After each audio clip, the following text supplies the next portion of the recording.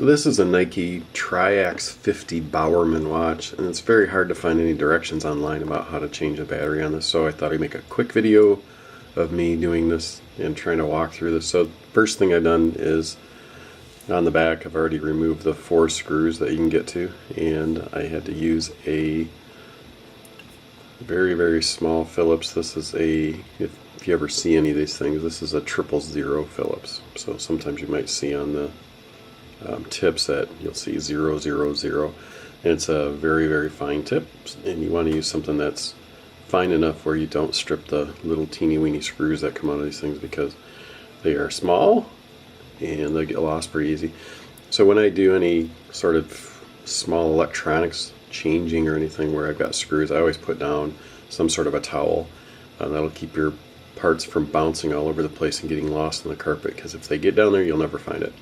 So the other thing I found out about this watch is when you're trying to remove any sort of battery plate on the back of this thing, it's interfered with by both straps on the sides that you can see. There's no way to take that back plate off.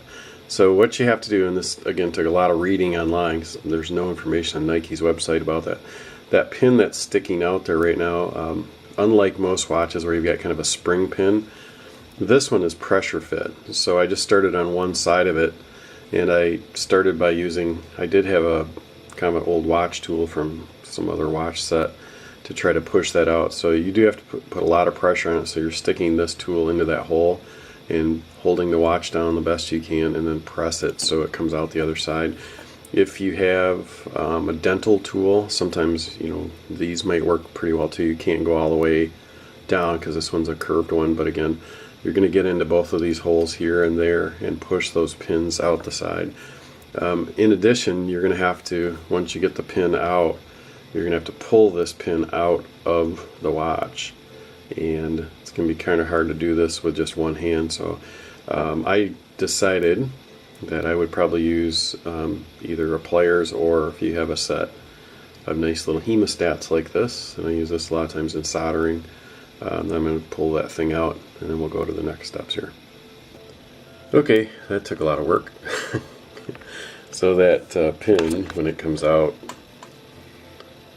I did a combination of pushing and pulling on this pin to get it out of there. So it took a little bit of work, and looks like I bent it a little bit, but we'll see how it goes back in once we're done here.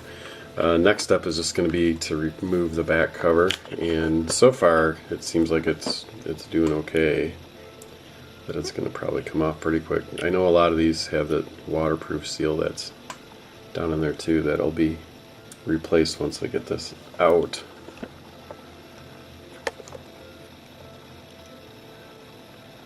Okay, so I just took the back plate off. This is hard to do with just one hand on a camera and try to keep it steady enough, so I took the plate and just kind of slid it that direction. There was this little backing cover, which is to protect it, to make sure that this thing is connected to another little piece down there to give the positive and negative side. So this is kind of laying on top of there. Pulled that out. So the battery itself, this is another one of these fun things that you can't find online for some reason. It's a 2032, so those are fairly easy to find. They're not really expensive. So I actually found a pack of these. Last time I was at an IKEA store. I now have a lifetime supply of these from IKEA. Plattbodge CR 2032. So I'm going to grab one of these things out of here, replace it, and then put the thing back together. So yeah, just a couple things I noticed is when you put the little back panel back on here of the battery, there are 2 clips on either side of this, right there and on that side, that they both kind of fit over, and then they lock onto a little knob or notch that comes out right there. Another thing that I noticed, I thought I saw this when I took it apart, is that little gold spring with a little arm on it, it looked like it was underneath that battery plate, the keeper there. Can't be 100% sure, but I've tried this, so I'm replaced the battery, watch is on, it's keeping time.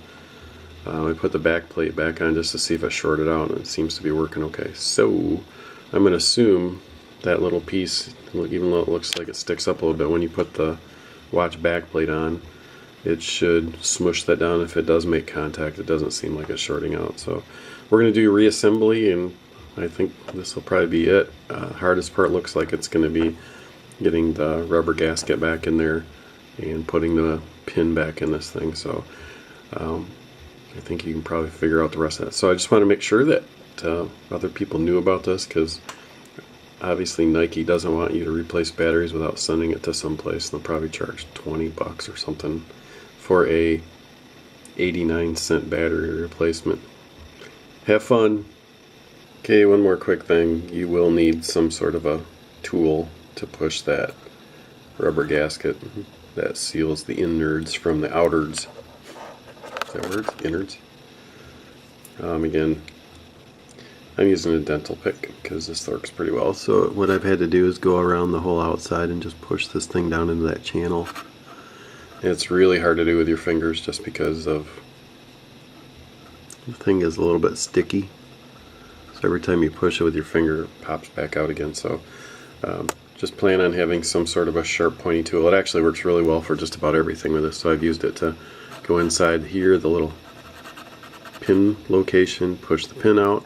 I've used it to pull up the battery cover. I've used it to push down the battery cover and pull up any of the other things I need to in here. So this is a really good tool to have. Or if you have I would say a needle, but make sure that it's not really sharp on them. I know there's some like embroidery needles that are about that thin, but pretty strong. So again, good luck with this. Hardest part is trying to figure out how to get into it to change the battery. Again, don't break stuff.